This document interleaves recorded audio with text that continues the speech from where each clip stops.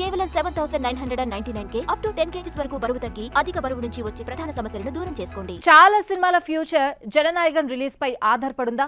జననాయగన్ ను నిర్మించిన కేవీఎన్ ప్రొడక్షన్స్ యష్ తో టాక్సిక్ తీసింది. టాక్సిక్ రిలీజ్ కావాలంటే ముందు జననాయగన్ రిలీజ్ కావాలి.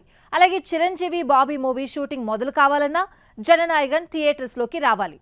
పెద్ద సినిమాల భవిష్యత్ విజయ్ సినిమాపై ఎలా ఆధారపడిందో చూద్దాం. తమిళనాడు ఎన్నికల్లో విజయ్ పార్టీ టీవీకే 108 సీట్లతో పెద్ద పార్టీగా అవతరించింది. అయితే ఏ పార్టీకి సంపూర్ణ మెజార్టీ రాలేదు. విజయ్ సీఎం అయిపోతాడు, జననాయగన్ రిలీజ్ కు లైన్ క్లియర్ అవుతుంది అనుకుంటే తమిళ పాలిటిక్స్ జననాయగన్ విడుదలపై మళ్లీ డౌట్స్ రేపుతున్నాయి. రాజకీయాల్లోకి ఎంట్రీ ఇచ్చిన విజయ్ చివరి చిత్రంగా జననాయగన్ నిలిచింది. లాస్ట్ మూవీ అన్న పేరుతో ఎవ్వరూ తీసుకోనంత రెమ్యూనరేషన్ 250 కోట్లు తీసుకున్నాడని టాక్. దీంతో బడ్జెట్ కాస్త 500 కోట్లకు చేరింది. పాన్ ఇండియా ఇమేజ్ లేని విజయ్ పై ఇంత ఖర్చు పెట్టడం రిస్కే. అందులోనూ తెలుగులో హిట్ భగవంత్ కేసరికి రీమేక్ కావడంతో తెలుగులో ఫ్యాన్సీ రేట్స్ కు అమ్ముడు కాదు. ఎంత రాబట్టినా తమిళంలోనే. రిలీజ్ కు ముందే జననాయగన్ పార్టులుగా లీక్ అయింది. సినిమా ఎప్పుడు రిలీజ్ అవుతుంది, వచ్చినా లీకేజ్ కావడంతో చూడాలన్న ఇంట్రెస్ట్ తమిళ్లో ఉంటుందా లేదా అన్న భయం లేకపోలేదు. విజయ్ లాస్ట్ మూవీ కాబట్టి హైప్ క్రియేట్ అయింది. రిలీజ్ ఆలస్యం కావడంతో ఓటీటీ ముందు ఇస్తానన్న మొత్తం భారీగా కోత పెట్టిందట.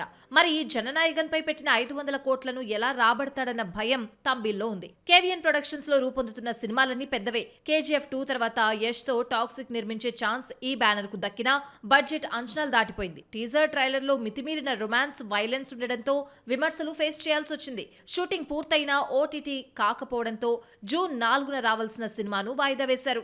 మేకర్స్ 240 కోట్లకు డిజిటల్ రైట్స్ డిమాండ్ చేస్తూ ఉంటే 120 కోట్లు మాత్రమే ఇస్తామంటున్నారు. ఈ లెక్కలు తేలేదెప్పుడో తెలియడం లేదు. టాక్సిక్ బడ్జెట్ కూడా 500 కోట్లు దాటింది. జననాయగన్ టాక్సిక్ పై కేవీఎన్ ప్రొడక్షన్స్ 1000 కోట్లకు పైగా పెట్టుబడులు పెట్టింది. కోట్ల రూపంలో వడ్డీలు కడుతున్నా సినిమాలు రిలీజ్ కు నోచుకోవడం లేదు. చేతిలో మరో భారీ ప్రాజెక్ట్ వచ్చినా ప్రారంభోత్సవం చేయలేని పరిస్థితిలో కేవీఎన్ ప్రొడక్షన్స్ ఉంది.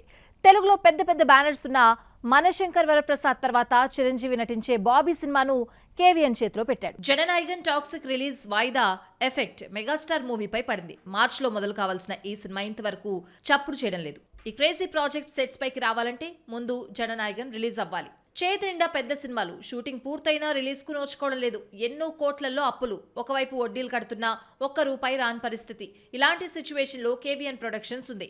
జననాయగన్ రిలీజే అన్ని కష్టాలకు మందు, కానీ అదెప్పుడో తెలియడం లేదు.